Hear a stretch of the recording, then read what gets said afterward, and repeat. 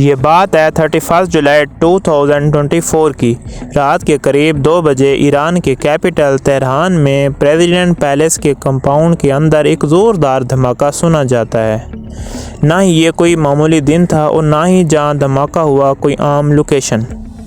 دن معمولی اس وجہ سے نہیں تھا کیونکہ یہ ایران کے نئے پریزیڈنٹ مسعود پزیشکیان کی اوتھ ٹیکنگ سیریمنی کا دوسرا دن تھا۔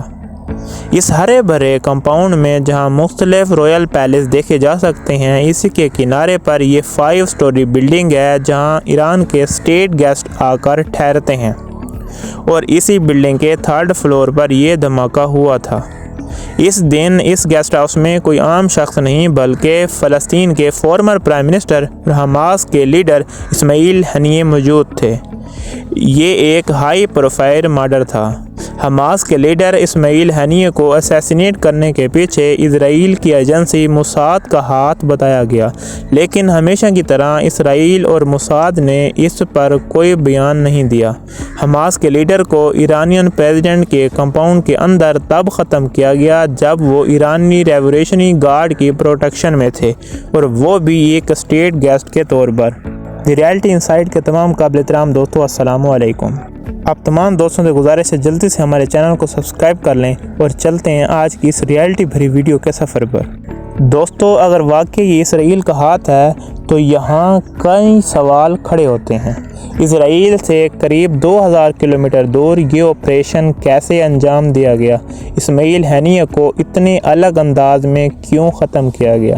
ایران میں تو صرف یہ مہمان بن کر آئے تھے، ویسے زیادہ تر یہ ایجپٹ، قطر یا ٹرکی میں رہتے تھے، تو پھر ان کو ایران میں ہی کیوں ٹارگٹ کیا گیا؟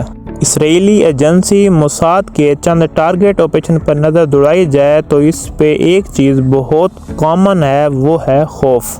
جی ہاں، چاہے اڈولف ہچمین کی سزائے موت ہو، سیریا میں نیوکلیئر ریئیکٹر پر بمباری، ایران کے نیوکلیئر سائنٹسٹ کا قتل، یا پھر لبنان کے حزب اللہ کی 3000 پیجز ڈیوائس کا ایک ساتھ پھٹ جانا، ان سب حملوں کا مقصد اسرائیل کے دشمنوں کو پیغام دینا ہے کہ وہ چاہے کہیں بھی ہوں موساد سے بچ نہیں سکتے۔ اسماعیل ہنیہ جو کہ اسرائیل کی ہٹ لسٹ میں شمار ہوتے تھے، قریب 10 سالوں سے وہ قطر میں رہ رہے تھے۔ صرف یہی نہیں بلکہ حماس کے اور لیڈر بھی قطر میں آزاد رہتے ہیں۔ مزے کی بات یہ ہے کہ قطر میں اسرائیل کی اعلیٰ امریکن آرمی بھی موجود ہے۔ وہاں حماس کے لوگ چھپ کر نہیں رہتے، یہاں تک کہ حماس کا ہیڈ کوارٹر بھی قطر میں ہی موجود ہے۔ اسماعیل ہنیہ نے بھی قطر میں کئی سال گزارے، لیکن ان پر ایک بھی حملہ نہیں ہوا۔ لیکن آخر کیوں؟ اگر ان کو دشمن ملک ایران کی بجائے قطر میں ہی ٹارگٹ کیا جاتا تو یہ زیادہ آسان ہوتا، پر ایسا صرف ہم سوچ رہے ہیں، جبکہ حقیقت اس کے بالکل الٹ ہے۔ اس کی وجہ جاننے کے لیے ہمیں 14 سال پیچھے جانا ہوگا۔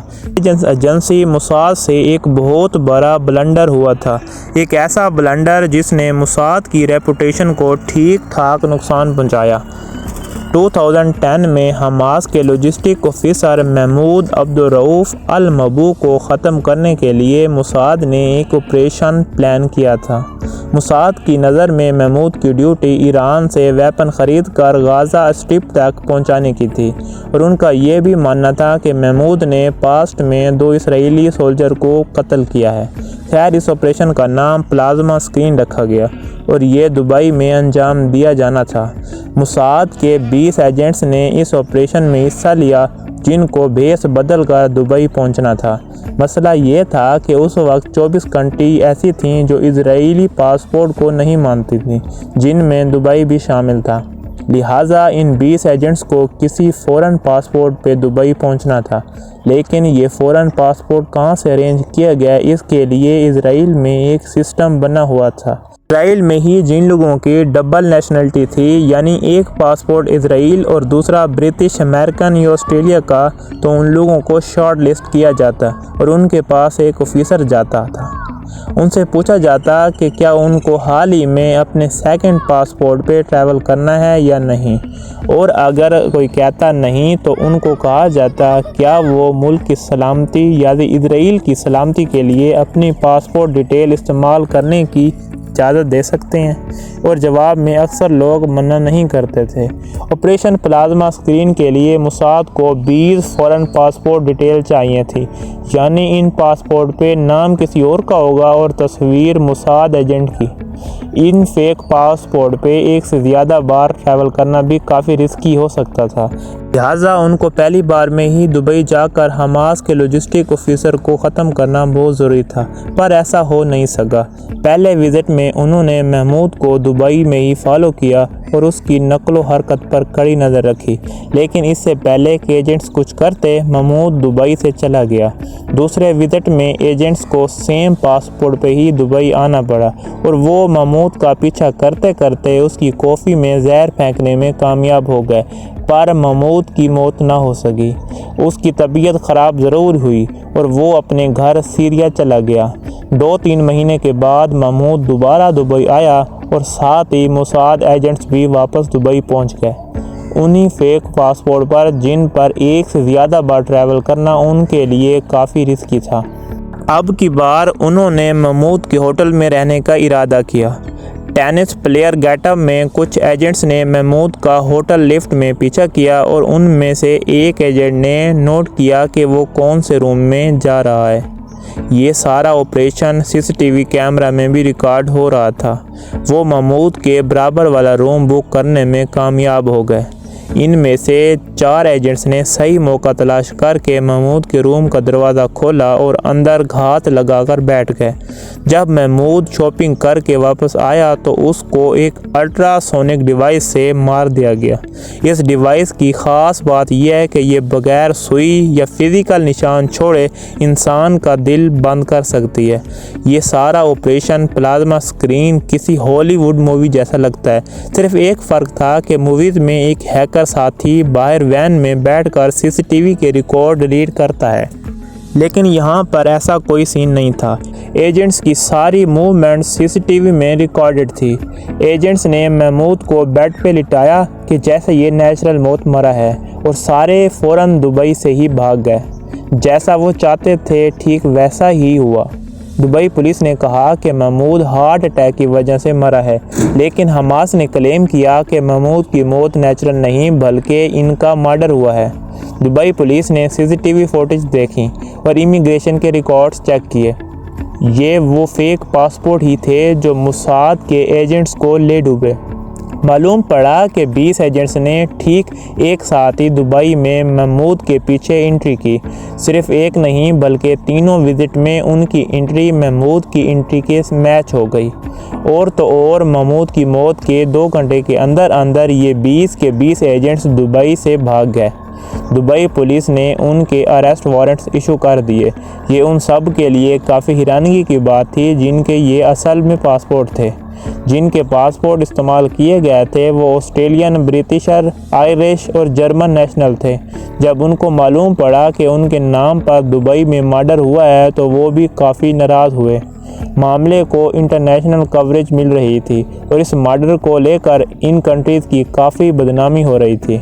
یہ وہی کنٹریز تھیں جو اسرائیل کی الائے مانی جاتی ہیں، اور ان کو کافی برا لگا کہ ان کے دوست ملک نے ہی ان کو دنیا میں بدنام کیا ہے۔ موساد کا آپریشن پلازما اسکرین اسرائیل کے لیے کافی بدنامی اور نیگیٹو امپریشن کی وجہ بنا۔ اسرائیل جو اصل میں اپنے الائز کے دم پر ہی مڈل ایسٹ میں موجود ہے، اس نے اپنے الائز کا ہی بھروسہ توڑا تھا۔ تب سے لے کر اسرائیل نے اپنے دوست ملکوں کو اور الائیڈ پارٹنرز کو ناراض کرنے کا کوئی موقع نہیں دیا۔ یہی وجہ ہے کہ حماس کا ہیڈ کوارٹر بھی قطر میں موجود ہے، کیونکہ قطر US کا الائی ہونے کے ساتھ ساتھ حماس کا حامی اور سپورٹر بھی ہے۔ 2011 میں US پریزیڈنٹ براک اوباما نے قطر کو پرسنلی ریکویسٹ کی کہ وہ اپنی زمین پر حماس کی لیڈرشپ کو جگہ فراہم کرے۔ اس وقت US حماس کے ساتھ نیگوسیشن کرنا چاہتا تھا اور یہ کام قطر میں کرنا زیادہ آسان تھا بنسبت ایران کے۔ یہی وجہ ہے کہ اسرائیل کے لیے حماس لیڈرز کو قطر میں ٹارگٹ کرنا ناممکن ہے، لیکن جب حماس کے لیڈر قطر میں نہیں ہوتے تو وہ ترکی، ایجپٹ یا ایران میں ہوتے ہیں۔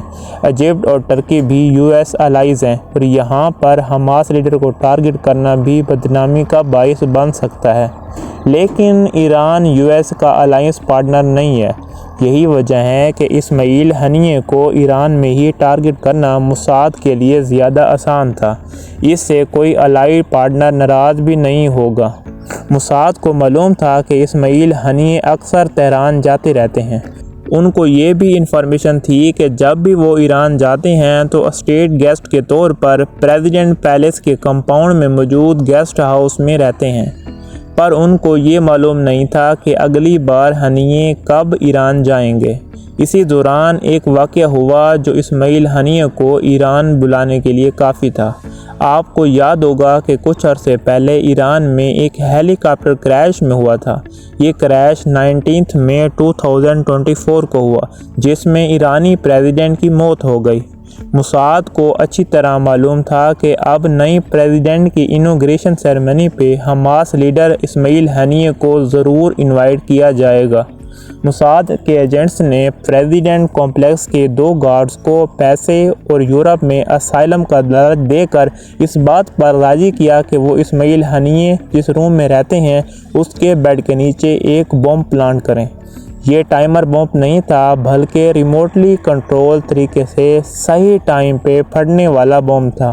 پلان کے مطابق اسماعیل ہنیے کو نئے ایرانی پریزیڈنٹ کی اوتھ ٹیکنگ سیریمنی میں انوائٹ کیا گیا۔ یہ سیریمنی 28 جولائی 2024 کو ہونی تھی۔ کچھ رپورٹس کہتی ہیں کہ بم سیریمنی سے 8 ہفتے پہلے پلانٹ کیا گیا۔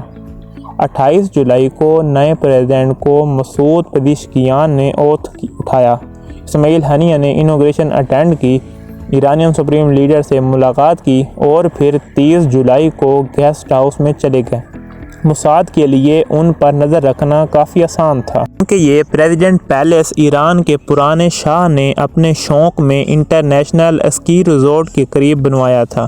یہاں سے 7 کلومیٹر لمبی چیئر لفٹ اسکی ریزورٹ تک لے کر جاتی ہے اور چیئر لفٹ سے یہ بلڈنگ صاف صاف دکھتی ہے جہاں اسماعیل ہنیے کو رات گزارنی تھی۔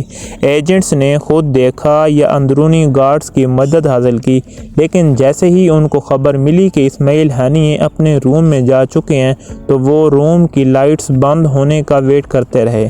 اس وقت رات کے 1:40 ہو رہے تھے۔ جیسا ہی روم کی لائٹس بند ہوئیں تو انہوں نے بٹن پریس کر کے بیڈ کے نیچے لگا بم پھاڑ دیا۔ اسرائیل کے لیے اس قسم کے حملے کرنے کا مقصد اپنے مخالفین کے دل کو خوف اور دہشت سے بھرنا ہے، تاکہ ان کو لگے چاہے وہ کتنے ہی سیکیورڈ ماحول میں ہوں، ان کو کہیں بھی کسی بھی وقت ٹارگٹ کیا جا سکتا ہے۔